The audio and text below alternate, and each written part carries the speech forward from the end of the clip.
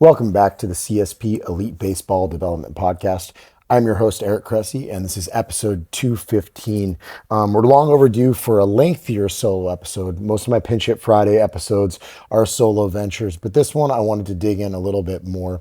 And as a brief background on kind of our podcast listening crew, we get a mixed bag of people who are sports, training professionals, whether they're coaches or athletic trainers, physical therapists, strength addition coaches, personal trainers. And then we certainly get a lot of parents, kids that are kind of the end users in the baseball world. So I'm often kind of riding two horses with one saddle with the respect to the content that I create.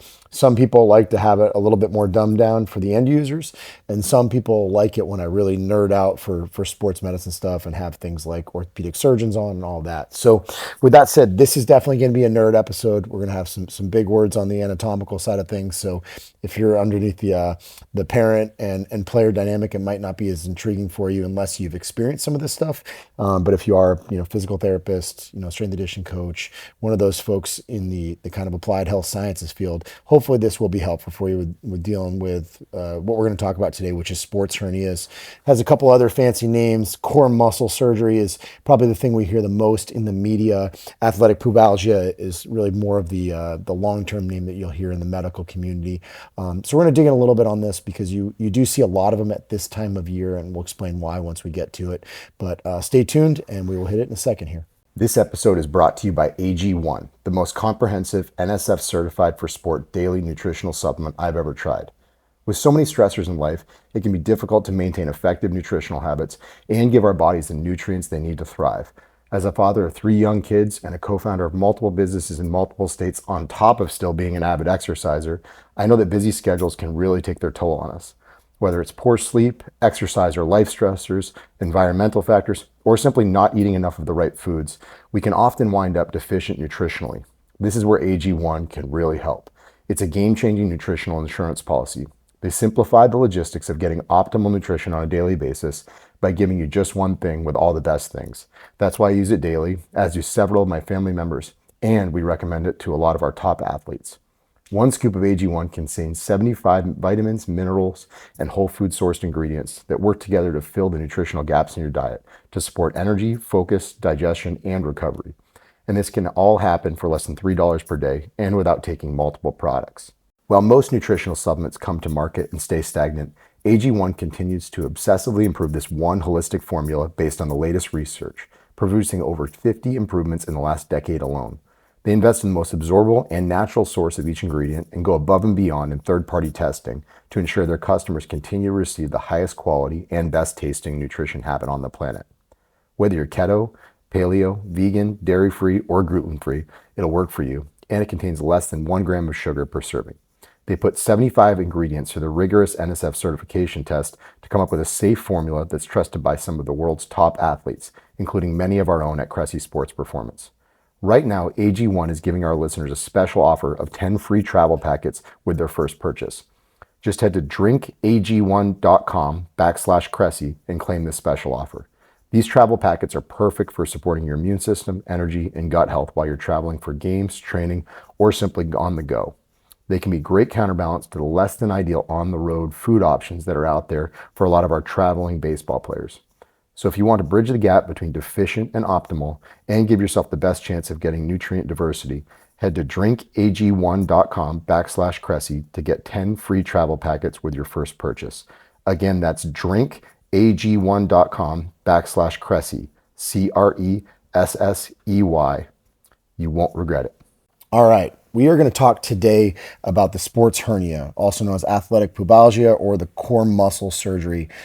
These are things that really evolved over the last, 15 to 20 years, I'd say. Certainly started to see them as I entered the industry, kind of in the early 2000s. They became more prevalent. Presumably, these were things that were around for a long time and just were diagnosed a little more poorly. Maybe they were managed conservatively. We didn't touch them surgically. And there are some different perspectives across the industry on how to manage them. So let's talk about them. So first and foremost, let's give some background. These happen quite a bit, but you often don't hear them sensationalized as much as a Tommy John surgery, or many other common sports medicine challenges that we face. And that's for a few reasons. First, they're usually chronic and not acute. So you very rarely see like an athlete go down, in a heap of pain in the middle of a game and get carted off the field. Usually it's a slow build that, accumulates this reduced function and increased pain levels, and it ultimately becomes kind of intolerable, and athletes need to get it surgically repaired. Or obviously they go on the injured list. They spend time rehabilitating them, working on what they need to work on to get below a symptomatic threshold and restore good movement capacity. So second, a lot of guys play through them and get the surgery at the end of the season. So I'm actually recording this in early October. You generally see a bunch of guys getting sports hernia, core muscle surgeries in early October when the season ends. They've been managing it since July, and it's just gotten worse and worse and worse, but they were able to grind through the season and just take care of it at the end of the season. So it sometimes just doesn't make headlines for this reason. You'll see a lot of athletes have surgery after a season wraps up for a variety of reasons. They've just kicked the can down the road and managed it in different ways. Third, in isolation, it can actually be a very quick return to function. Like 15 years ago, I can remember here, athletes returning to game action in, 5 and 6 weeks, something pretty crazy to me. And certainly not something that's the case anymore. They do take a little bit of a more prolonged approach to, return to performance and not just return to play. But sometimes you can literally just miss that it happened because they do bounce back so quickly. Fourth, you may see a pseudo sports hernia symptom that gets managed conservatively with exercise modifications, manual therapy, and therapeutic exercise. So it might not reach surgical significance, right? Maybe it's just someone who had a groin strain and was on the IL for 12 days and comes back. Maybe it's someone who had lower abdominal discomfort that they managed to work around, and it never quite reached that threshold, so you don't hear about it in the media. And then fifth, there are times when you will see this addressed as part of a more extensive surgical intervention, like a femoral acetabulum impingement cleanup, a labor repair. Often the people you see who have this core muscle surgery are also having, hip problems, so the actual joint is being addressed and it may be kind of taken care of at the same time. So these are all things that are on the table, but it speaks to why maybe this doesn't get the attention that it really probably deserves in the media. So let's talk about what this sports hernia is. And it's important to first recognize that this is very different from an inguinal hernia, right? That's a protrusion of the abdominal cavity contents through the lower abdominal wall, right? And those are happening much, much more in non-athletic populations. Conversely, when we talk about a sports hernia, this athletic pubalgia, what you're usually seeing is you're seeing lower abdominal pain, right down at the belt line, basically, or you're seeing discomfort at the superior aspect of the adductors. So right where the groin comes in and attaches on the pelvis. So all this is kind of taking place right on the front of the pelvis at about the belt line. So you'll see symptoms with sprinting, single leg exercises like Bulgarian split squats are absolutely insufferable with any kind of these presentations. You'll see a lot of discomfort with anterior core drills, so stability ball rollout or a fallout on a suspension trainer or an ab wheel. Sometimes overhead pressing can really bother people as they kind of extend their low back, so push presses, stuff like that.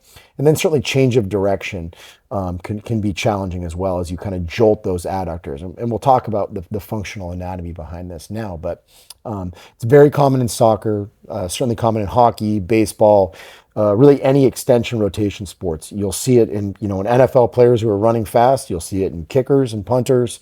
These are really, really challenging things in any world where athletes extend in rotation a lot. So when we're talking about the actual anatomy of it, you've got to consider what's happening at the front of the pelvis. So your adductor longus is your most commonly strained groin muscle. And if you look at kind of how it lines up structurally, it's the one that works north-south the most. It has a very up and down kind of line of pull. And it attaches on a small band of fascia at the front of your pubis, the pubis being the lowest part of the pelvis. It's called the adductor aponeurosis. And what's interesting about this kind of point of attachment is that it's also where the rectus abdominis, so your abdominals, attach. So if you really think about it, it's kind of this direct center on like a seesaw or the middle of a tug of war rope. So you have your rectus abdominis that's on top, and you have your adductor longus that's on the bottom. And what's interesting about the rectus is it pulls the pelvis posteriorly and superior. So it basically elevates the pubis. And the adductor longus on the bottom, it directs the force anteriorly, so forward, and inferiorly and down. So it depresses the pubis. And there was actually a really interesting study. I believe the author was Omar et al.'s Athletic Pubalgia and Sports Hernia Optimal MR Imaging Technique and Findings. And one of the things they observed it is if you look at a cadaveric model, if you cut the rectus abdominis tendon, it increases the anterior tilt and it actually adds pressure to the adductors. So it speaks to this kind of tug of war that's taking place over the pelvis. And what we see is that the pelvis gets really anteriorly tilted. And what can happen is you can almost have a stretch injury to the rectus, or you can have an adductor that just gets really dense and fibrotic and nasty and doesn't have adequate length to accommodate all the motions that these rotational athletes require, whether it's straight ahead sprinting or rotating that back hip. You look at hockey players, they're really pushing into an extreme position of abduction with a hip extension. So there are a whole lot of challenges that really mandate that we have really good length through our adductors, as well as good healthy stiffness through our rectus tendon. We interrupt this podcast with a quick reminder that this episode is brought to you by AG1. It's an NSF certified all-in-one superfood supplement that features 75 whole food sourced ingredients designed to support your body's nutritional needs. I use this product daily myself, and a ton of our athletes do as well. Head to drinkag1.com/Cressey and claim my special offer of 10 free travel packets with your first purchase. AG1 gives you peace of mind that you're covering all your nutritional bases. Again, that's drinkag1.com/Cressey, CRESSEY, and you'll get that special offer. And now what's interesting is you have these on both sides. There's left and right sides, for both of these muscles and their attachments on the front of the pubis.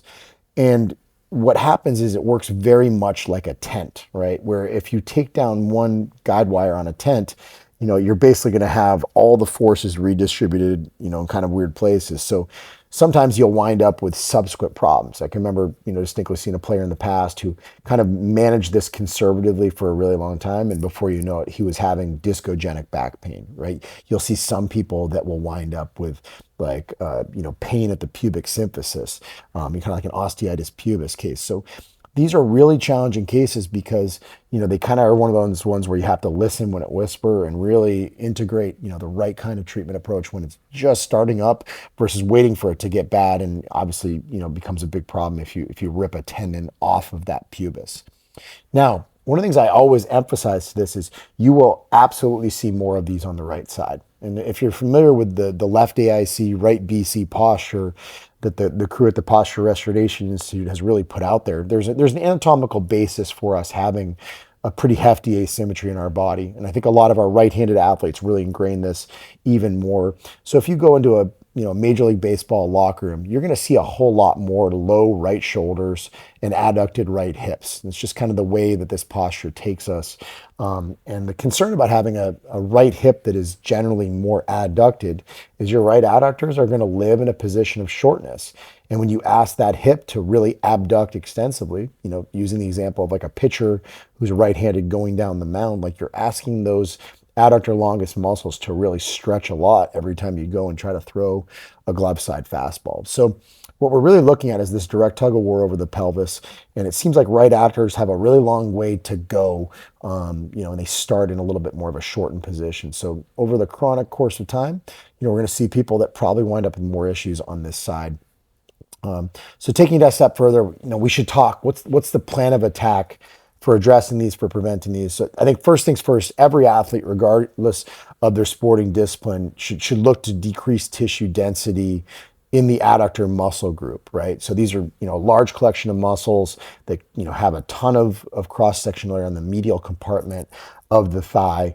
And unfortunately, athletes, don't spend a whole lot of time in the frontal plane outside of their sport participation, right? We walk in straight lines. When we sit, our adductors are shortened. When we're not really moving around, they don't get a ton of length. So, I think what we need to do is we need to spend some time working on this density that can kind of result, whether it's with, just good self-myofascial release, rolling out adductors. You can use an AccuMobility ball. You can use a lacrosse ball. You can use a firmer medicine ball up on top of like a training table. You can obviously use a foam roller. All those things are on the table. And certainly manual therapy can be great. I know me personally, if I, put a cup on and drag my adductors, it feels like I get a drastic change in my hip mobility really quickly.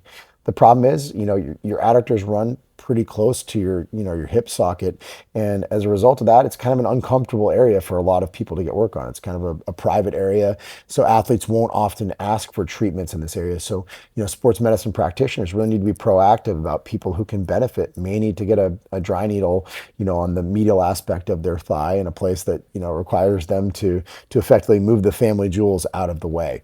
Following these tissue interventions, I think we need to work on actually increasing the tissue length with good mobilizations that attack the adductors through a full range of basically hip flexion and extension. So if you look up like split stance kneeling adductor mobilizations on YouTube, you'll see 800, demonstration videos of this. This is something I came up with back in 2003 or 2004 and put it out there in our Assess and Correct DVD, I think, which came out in about 2008. So it's gotten out there, but I think it's really, really important to go through full flexion extension with your adductor length drills. And once you've established that, get up, do some, lateral lunge variations, whether it's a cross connect or overhead reach or anything like that. And certainly like integrate it in your strength and conditioning programs where you're actually training in the frontal and the transverse plane, not just with strength and conditioning, like loads, but also throwing med balls, Haydns or skater jumps, whatever you want to call them. All those are really important. And then it's just as important to build adequate stiffness in the muscles that abduct the femur and posteriorly tilt the pelvis. So, getting some good control of glute max is really, really important to hold your hip abduction range of motion. And then you've got to make sure that you do the right anterior core exercises in the right position, holding some semblance of posterior pelvic tilt to establish some good stiffness to offset that kind of stiffness that's not as good on the bottom half of the pelvis. So, big picture, we're always going to master the sagittal plane first. We're always going to do the most loading in the sagittal plane, whether it's with lunging and split squats or, squats and deadlifts, all that stuff. But it is important that we spend a lot of time working on the tissue extensibility through the adductors and obviously including the right kind of core exercises to make sure that we're in a good position. And then last but not least, we can't overlook the importance of just postural awareness, right? You can do everything right in the weight room, but if you stand in a bunch of anterior pelvic tilt all the time, you put yourself in that kind of habitual posture, it is going to create more and more issues here over the course of time. But if it does come to a surgical case, usually in these situations, it's reattaching, whatever muscle was torn, whether it's the adductor tendon or the rectus abdominis. There are times where you will see people who have a rectus abdominis, a tendon that's reattached, and they may actually do what's called an adductor release if the tissue is really dense and nasty and fibrotic on the bottom side. Don't look as favorably on this intervention. I think it's maybe a little bit unnecessary in some of the cases, but I do understand the rationale for it.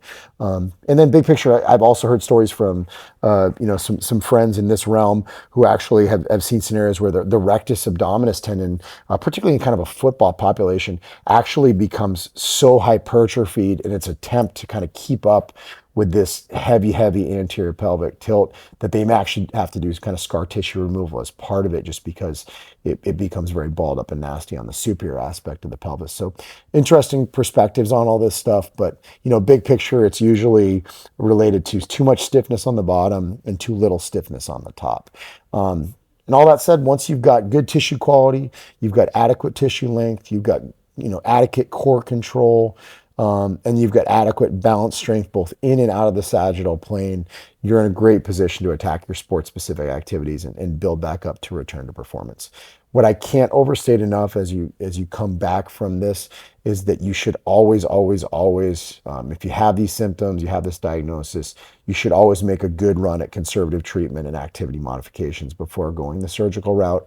I've seen many of these cases that have responded with a single good manual therapy session with a qualified practitioner. So I think sometimes we see people that race to surgery really, really quickly. And the surgery does have a very high success rate, so I'm not poo-pooing on that. But I think there are a lot of people that are just a couple treatments on adductors and some exercise modifications and a little bit of rest away from actually feeling quite a bit better. For context myself, I've actually dealt with some of these symptoms a little bit over the years. I'm a guy from my powerlifting background that spent a lot of time in the sagittal plane, and then I go and like to participate in a variety of sports, and sometimes those adductors just don't have the length to really take it on. Whenever I pay attention to just good length in that region and just being a little bit more aware of my pelvic positioning, it's always relieved those symptoms really, really quickly. So sports hernia, athletic pubalgia, core muscle surgery, kind of all the same thing in terms of just nomenclature, just different ways of saying it, but very, very important to appreciate this if you are in this world of health and human performance, because it is something we're seeing much, much more in rotational sport athletes, particularly those that specialize at a very young age and, have long, long competitive seasons. Thanks so much for listening and enjoy your week.